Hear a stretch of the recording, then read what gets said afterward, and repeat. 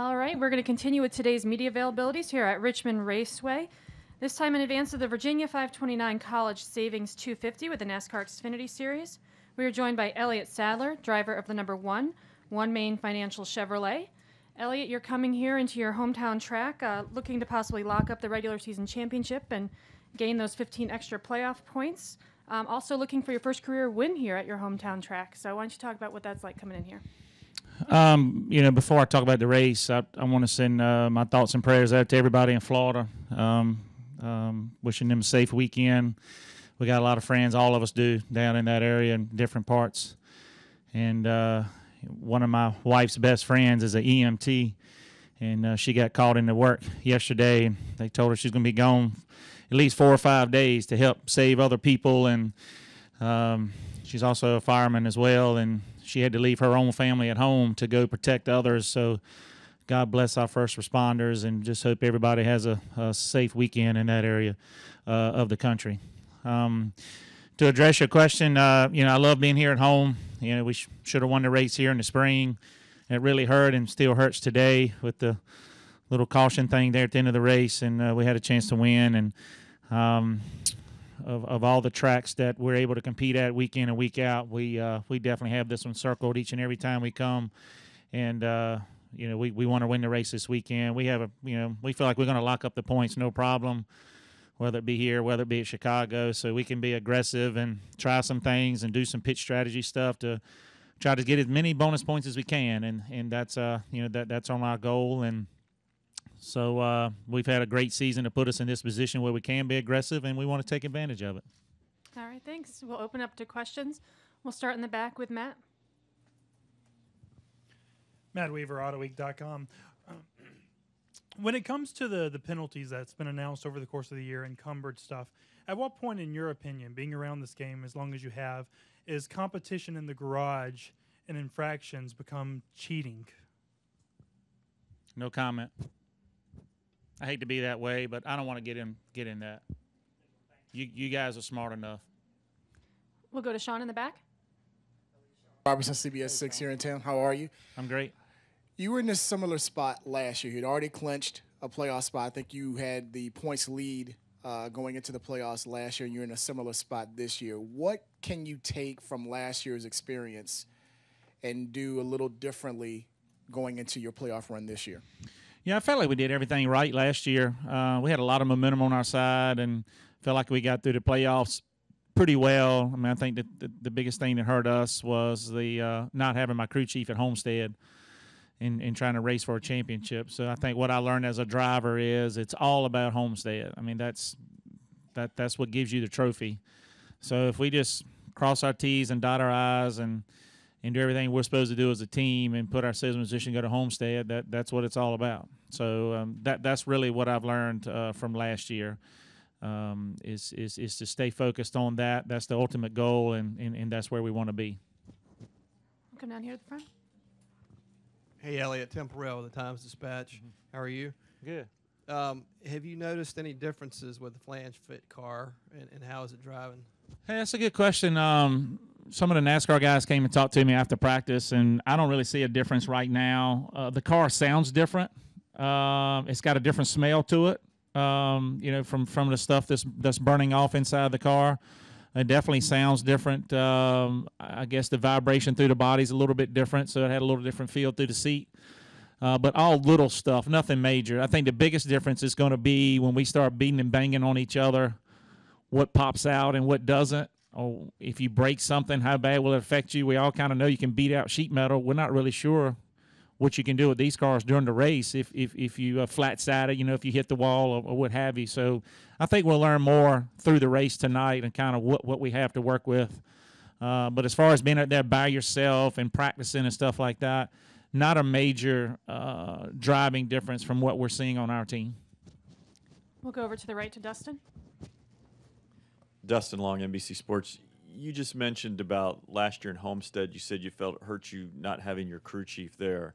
So many times we hear drivers say, or at least give the appearance of it's not as big of a deal that the crew chief isn't there when they're suspended, because there's so many ways of communication. You can FaceTime, and there's so many other people in the garage. So how exactly did Is you that feel? Cup teams or Xfinity teams? Probably more so Cup teams. Yeah. I know there's probably They have more a lot more there's depth. Yeah. But how does it impact, in what ways? Because we hear more we don't hear that side of it as much.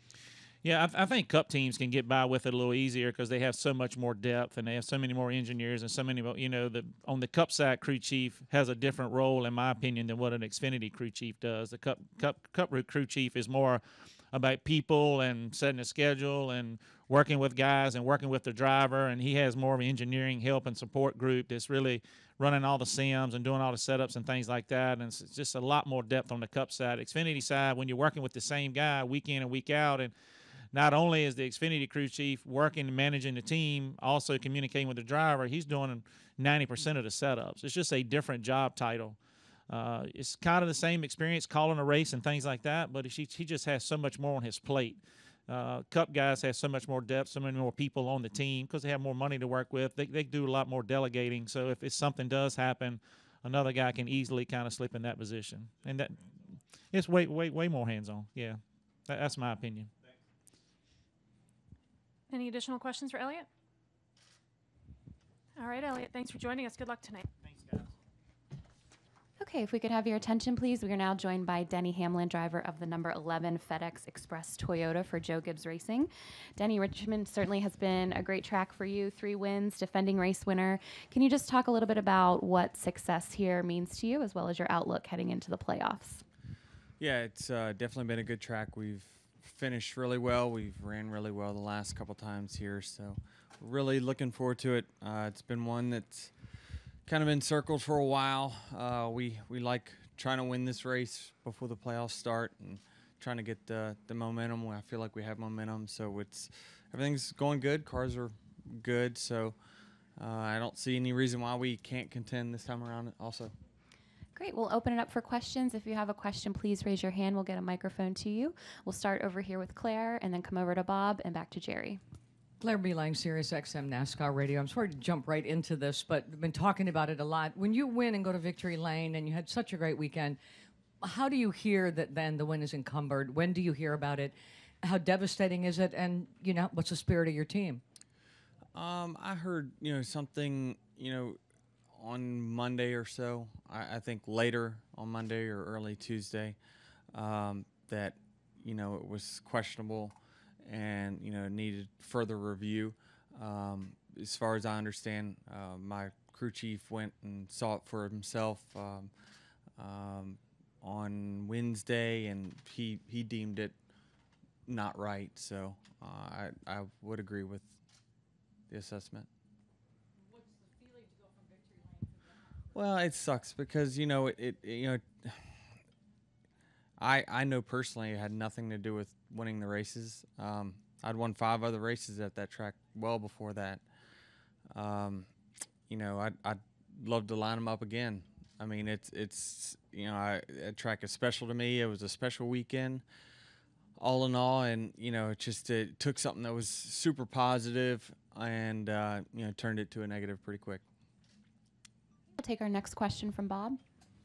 Bob Hockers, ESPN. Do you feel the penalty kind of fits the violation? And, there's a lot of talk about maybe they should take wins away. And how do you feel on that? Yeah, I think it fits. I think that, we can talk about taking wins away in the future. I think that it's definitely a possibility as long as everything is, it's the same for everyone. I think is key is make sure is that when someone else is in there with the same violation, it gets the same penalty and treatment, even if it's in the playoffs. And I think that's what makes me nervous is that in the playoffs, is NASCAR going to do the same things when so much is on the line? I mean, obviously it's negative publicity for everyone involved. So I just hope that it's the same, and I'm fine with taking wins away. That's got nothing wrong with that. Okay, we'll go over to Jerry and then Hank and then Matt.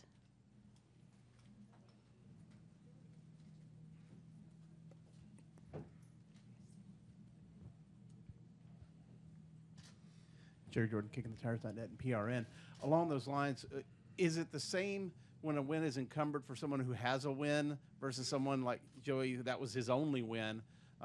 He said he believes so, but do you feel it's the same? Because there was some pontification on TV earlier this week that there may or may not be feel the same anyway. Well, I think it's different on how you perform throughout the other regular season. If I didn't have a win, if you took away Darlington, I'd still have my New Hampshire win. If you took away my New Hampshire win, I still am in on points. So what's the difference? I ran good enough through the regular season to get in the playoffs. The 22s hadn't performed high enough, in the entire regular season. So yeah, it's a tougher penalty for those guys, no doubt about it. And trust me, we feel their pain. I mean, we their Xfinity car didn't pass either, and that was the challenging part. Is that you look at all the cars that went through Tech, and over 50% of them never made it through the Tech Center from Darlington. And my opinion is, we build in tolerances, and that track ate up those tolerances. And we had never been, that process had never been done after that racetrack ever before. And so now we have a data point that we got to build in a bigger tolerance for that racetrack, because you hit walls, you get sand and dirt in all your joints, and it loosens them up. So you've got to just we got to do a better job going back. And so now that we know that what we built in was not enough, we'll fix it and go forward. So we got to take responsibility for last week, and if the shoe was on the other foot and it was one of my competitors, I would expect the same kind of penalties. So we'll move on, and we'll try to win this week. But it's tough when it's a harsher. It's not a harsher penalty. It's the same penalty. It just affects teams differently, whether they had a win or did not. Okay. No, he didn't. He agreed that it was worthy of a penalty. I asked him what's his honest opinion. Was this a judgment call? Was it what? And he says it wasn't right. So. Okay, we'll take our next question from Hank, and then Matt over to Dustin, and finish up in the back. And to be fair, it wasn't right at that moment. We didn't start the race with an illegal car. It worked its way that way. And when I say it worked its way, it was so close. But so close doesn't matter. It was still over the line. So, I hate the position I'm put in. I hate the position he's put in. We just didn't allow for running into the wall with 5 laps to go. We didn't allow for the dirt and the grime to get in there and loosen those things up as bad as it did. And it's just, it's unfortunate. Hank Kurz with AP. Denny, how much of this penalty, and Matt was in here earlier, and you just kind of talked about just kind of the minuscule nature of going from legal to illegal. How much of that is kind of dancing on the line and trying to get it right up to the point where it's cool and going over, and how much are you more likely to dance on that line when you already have a win? I think you're willing to dance on it no matter whether you're in or not. I think that you probably, if you checked every car in the field, I'm willing to bet that it would be many cars that we're not gonna get through there. It's just we finished up front, so we got the treatment, but as we should have. So, I think that the reason people work in those areas is because there's speed there, and so that's why we always fight for every inch and every quarter and every thousandth of an inch on every part of the car. Whether it be under the car or above it. We fight for every inch because there's speed there. So this is it's a tough game, and you got to be willing to take the consequences when you pass over that line that gets drawn in the sand. Next question from Matt, just behind you. Matt Weaver, AutoWeek.com. So given what you said about how close this was to being legal or illegal, what is your reception or response to fans who say that this is cheating? How many wins does Richard Petty have? 200? One of those was with the big block. So does he really have 199? I mean, listen, my advice to those who say this or that is all the old school fans that have been watching NASCAR for forever. Your driver cheated at some point in their career, and they got away with it. And the difference is it was inches, not thousands, because they don't measure that stuff back then. It's just a tighter box that we live in today, and the engineers and the crew chiefs are so smart that they fight for that little bit because they know it can make the difference in the smallest of deficits on the racetrack. So, you know, I'm going to tell my crew chief to keep fighting for every inch or square inch of that car to be the best. But it's, you know, it makes no difference to me. I know that I could line up with IROC cars at Darlington, and I'm going to have an advantage there. Okay, we'll go next to Dustin and then finish up with Mark. Dustin Long, NBC Sports. You said earlier that you're fine with taking away wins, and I wanted to ask you is because some people see it as a black and white situation, illegal regardless, to take the win away. When you say you take away wins, can you kind of define how, in what situations you view, or are you more black and white if it's over, take it away regardless? And secondly, with your role in the Drivers' Council, is this something that will be discussed? Is this something that the Drivers' Council can have any kind of influence on as NASCAR looks at this issue for next year? Yeah, for sure. And I think that we brought something up, you know, maybe in the offseason I thought was a really good idea is, you know, taking away points that you've already earned for the playoffs, you know, above and beyond, you know, not getting the points for that particular race. But, you know, say you've got to win, you know, that win now goes away. So those 5 points go away. So I think that, yeah, I'm all for harsher penalties for parole violators. You know what I mean? You know, if you do it on a constant basis, you definitely should be penalized for it. And as far as, you know, whether you should take away wins, black or white, or be subjective, it's tough because this particular part of the car is, I don't know if it's really black and white. There's been others that have been very gray. And they've said, okay, that's good, and then ours is not good. And now, given my crew chief said it was enough to where he was satisfied with the penalties. So I think that it's a very tough line. I don't know what the line is, where you take wins away, but obviously I think, you know, there should be parts of the car maybe that they distinguish it. You know, your motor, your tires, maybe rear suspension, stuff like that. Major items that, you know, maybe wins get taken away, or you know, aero advantages, you know, that probably should be taken away as well. Yeah, I mean, there's things you can do. Yeah, there's things you can do to make it, you know, harsher. But listen, it's tough for me up here. I'm up here advocating for harsher penalties. So, you know, we'll see where it goes. Denny, we'll take our last question in the back from Mark. It's NBC 12 from here in Richmond. When you come off an incident like this, what's it do for your psychology going into this week? And what I mean by that is, I mean, does it make you kind of hungry to get out there so there's something else to talk about the next week, or is it just kind of business as usual for you?